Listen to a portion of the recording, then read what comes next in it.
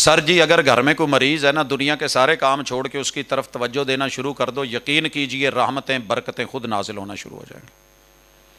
ہم کہتے ہیں بیوی بیمار ہے بھگا دو، شوہر بیمار ہے خلا لے لو، بھائی بیمار ہے فارغ کر دو، بھابھی بیمار ہے، یہی ہمارا چکر ہے۔ جو بیمار ہے اسے کام سے نکال دو، جاب سے فارغ کر دو۔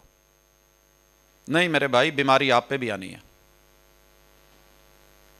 یہ سسٹم آپ کا بھی خراب ہو سکتا ہے، بوڑھے آپ بھی ہو سکتے ہیں، فالج آپ پہ بھی آ سکتا ہے، ہارٹ اٹیک آپ کو بھی۔ آج میں بڑا ٹھیک ہوں، فٹ ہوں، میں اپنے والد کے مقام تک نہیں جا سکتا۔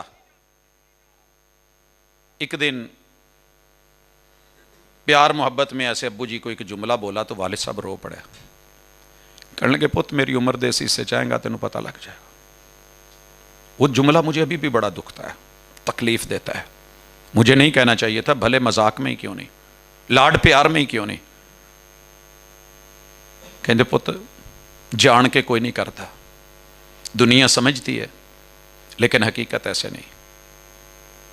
اللہ مجھے وہ معاف کرے۔ اسی لیے رسول اللہ صلی اللہ علیہ وسلم جب کسی بیمار کو دیکھتے تھے تو کیا کہتے تھے؟ آتی ہے دعا کسی کو؟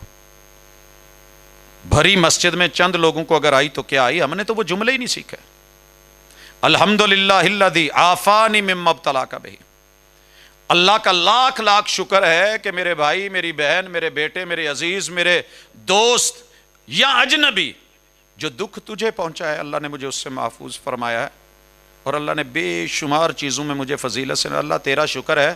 اور ساتھ میں ہی دعا کر دینا، اسأل اللہ العظیم رب العرش العظیم ان یشفیک، میں بڑے عرش کے بڑے رب سے دعا کرتا ہوں، اس کے لیے کوئی کام بڑا نہیں، یہ تو چھوٹا سا کام ہے، اللہ تجھے شفا دے دے۔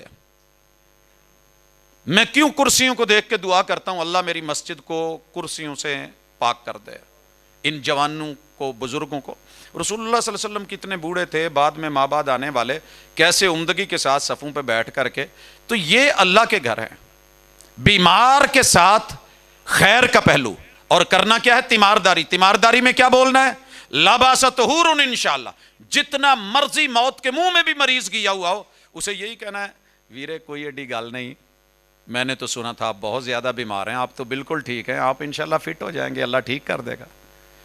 تو گرا ہوا مریض بھی اٹھ کے بیٹھ جاتا ہے۔ یہ وہ جملہ ہے جو رسول صلی اللہ علیہ وسلم نے خود سکھایا، اور پاس جا کے کہنا ساڈا تایا ایسے بیماری نہ مریا سی۔ معذرت، یہ تیمارداری نہیں ہے، یہ مزید اسے موت کے منہ میں ڈالنے والی، اور اس کو آپ مایوس کر رہے ہیں۔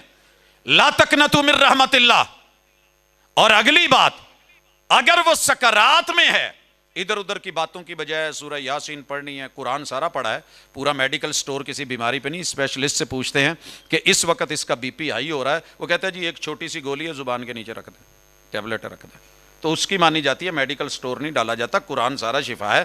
لیکن الحمد سے لے کے والناس تلک یہ پڑھنا، یہ سورہ یاسین، یہ رسول اللہ صلی اللہ علیہ وسلم نے نہیں بتائی، اس حکیم الامت نے، طبیب الابدان نے، طبیب القلوب نے، محمد رسول صلی اللہ علیہ وسلم نے کہا یہاں پڑھنا ہے لَقِّنُوا مَوْتَاكُمْ بِلَا إِلَٰهَ إِلَّا اللَّهِ۔ یہ حق ہے کہ آپ اس کے پاس بیٹھ کے اسے کلمے کی تلقین کریں کہ بھائی، بیٹے، بہن، ابو، امی کلمہ پڑھیں۔